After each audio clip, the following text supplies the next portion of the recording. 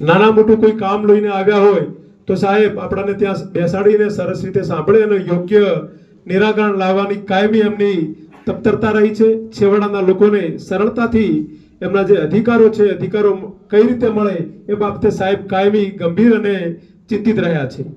ગામડે ગામડે લઈને લગભગ મોટા ભાગના ગામડાઓમાં સાહેબે સભાઓ કરીને ત્યાં જઈને લોકોના પ્રશ્નો સાંભળ્યા છે અને હવે સંકલનમાં જ્યારે સાથે અમારે બેસવાનું થાય ત્યારે એ પ્રશ્નોના નિરાકરણ માટે પણ સાહેબે ત્યાં ચિંતા વ્યક્ત કરી હોય છે, એના અમે સૌ સાક્ષી છીએ। આગામી જેમ અમારા પૂર્વે નાગજીભાઈએ કીધું, ગઢવી સાહેબે કીધું કે આપ સાહેબ શ્રી આપના વિસ્તારમાંથી જ્યારે પણ બનાસકાંઠામાં આવો ત્યારે નાગજીભાઈએ કીધું એ પ્રમાણે ડેપ્યુટી કલેક્ટર બની અને જે આપણો નવો વાવ થરાદ જિલ્લો છે એ જિલ્લામાં આવી અને સૌ પ્રજાજનોની સેવા કરો એવી આપને શુભેચ્છાઓ પાઠવું છું। આપના વતનમાં પણ ત્યાંના વિસ્તારના લોકોની ખૂબ સારી સેવા કરી શકો એવી મા ભગવતી આપને શક્તિ આપે।